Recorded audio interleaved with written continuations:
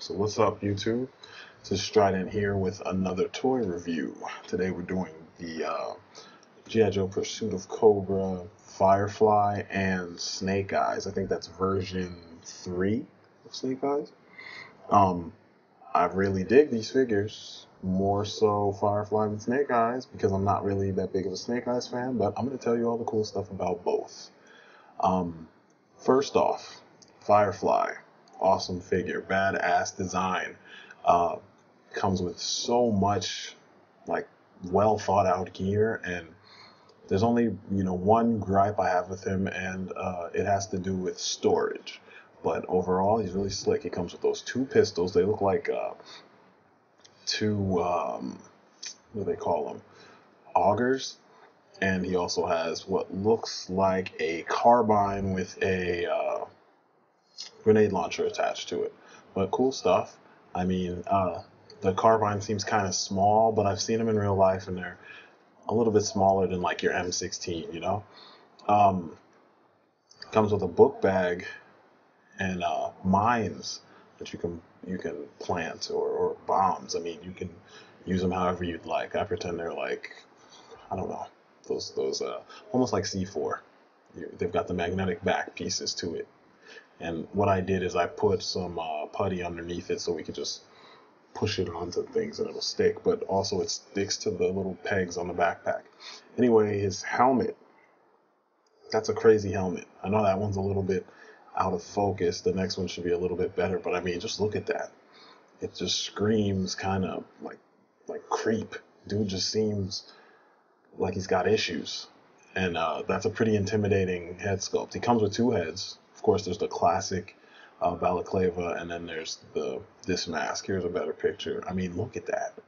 It's got the bug eyes and like the evil, I don't know, it just screams evil. I would not want to turn around and see that motherfucker behind me. But you see all the intricate details on his jacket and his flak jacket, and it's just crazy. Here's another shot of the other head. Kind of standard, but I like it. It's nice. It's throwback to his original, the generic mask he's always had, the balaclava. I don't know. This one looks way more tactical than the others. That's my biggest thing about, the biggest thing I love about the Pursuit of Cobra line. Everything just seems so tactical.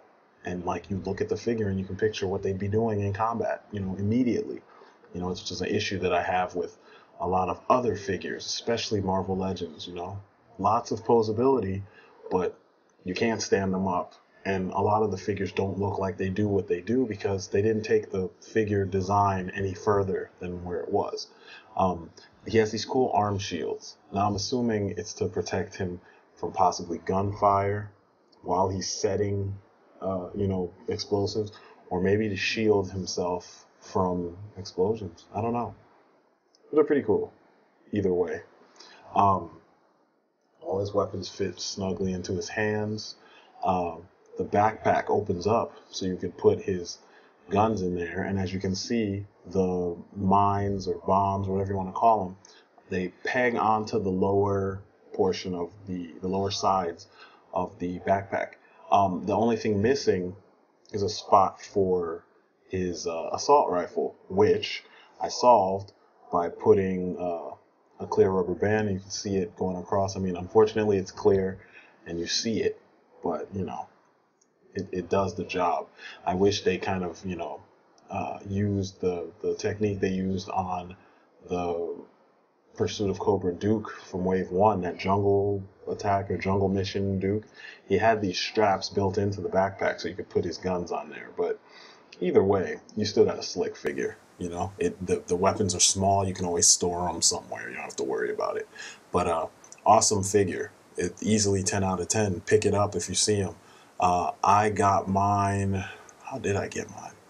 I think I saw him at Target one day. And I was like, yeah, I gotta get. Oh, wait, no. My girlfriend got this for me. My bad. She picked it up for me. Next, we have Snake Eyes. This is version 3 because they love him so fucking much.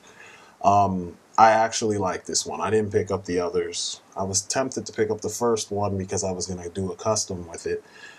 But then I was just like, screw it.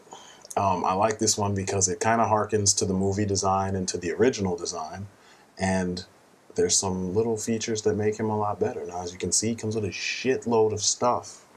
And yes, that silencer actually comes off and can be put back on, and there's a storage space for it on the holster for the very same gun, which is insane.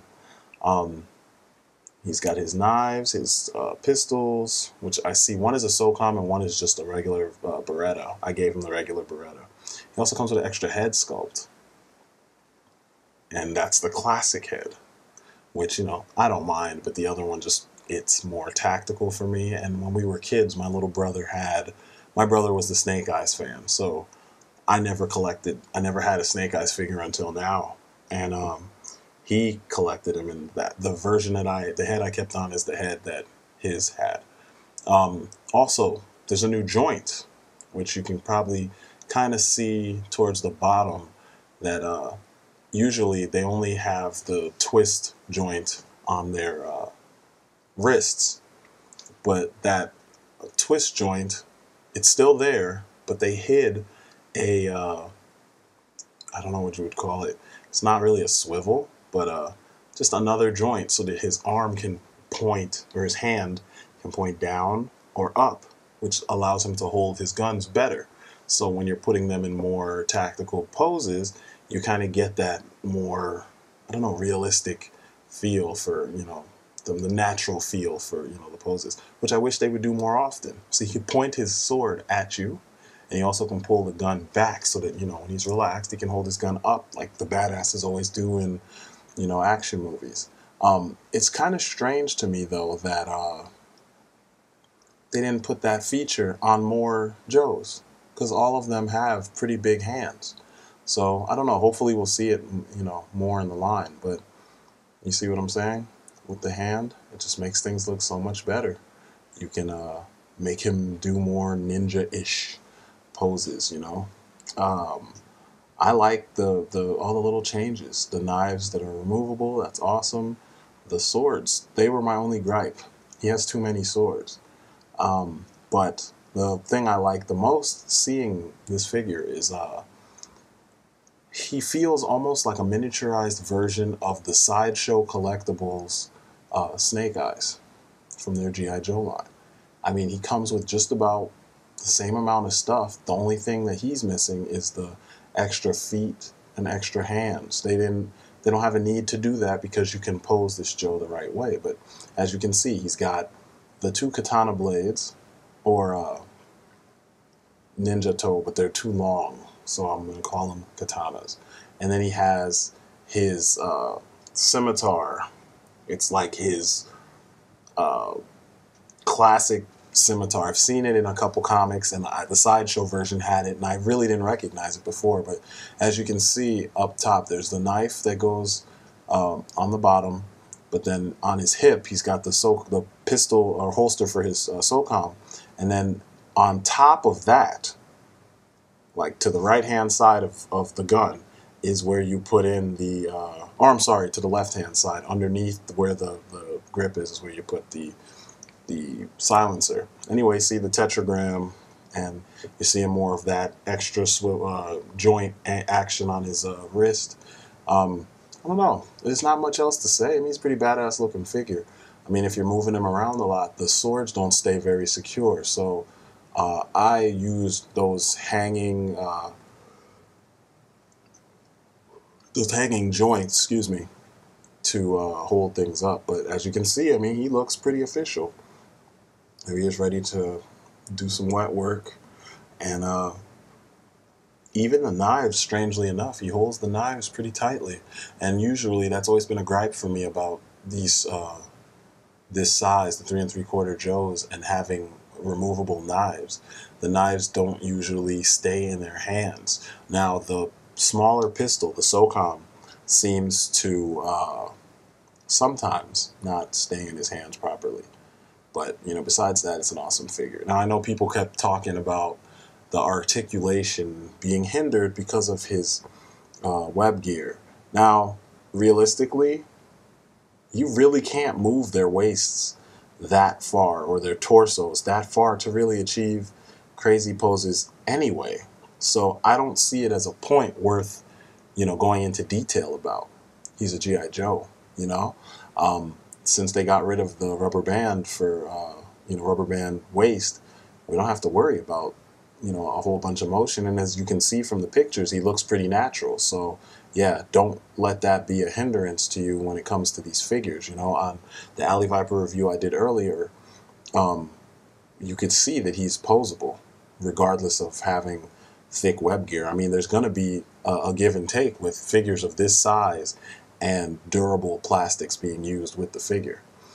But overall, like I said, this is a good figure.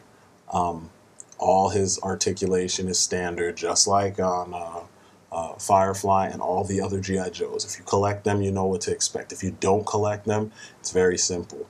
Ball socket joints on the shoulders, I guess swivels on the elbows, swivels on the wrists, ball sockets on the hips, swivels on the knees, swivels at the ankles move up and down, and on this particular figure, you got the extra, hand joint. And then on the neck it's a ball joint, so you can pretty much move the head wherever you want to. On most of them, it doesn't really move that far. But as you can see, it's like a living work of art right there. They did a good job capturing both the classic feel and some of the new age, more teched out, tactical feel of what people want from their Joes now. So yeah, I'd say you see him, pick him up. He is one of the more rare Snake Eyes. Anyway, that's the end of my review. If you like what you see, subscribe, thumbs up, and I will talk to you later. Peace, guys.